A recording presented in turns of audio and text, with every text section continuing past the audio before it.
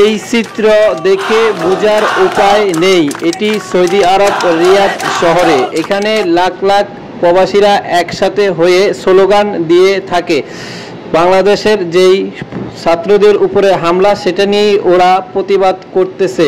এবং সৌদি আরব রিয়াদ ছাড়াও অন্য আরও শহরগুলোর মধ্যেও এরকম মিছিল দেখা দেয়। এবং এই ছাড়াও দুবাই এবং অন্য যে শহরগুলো আছে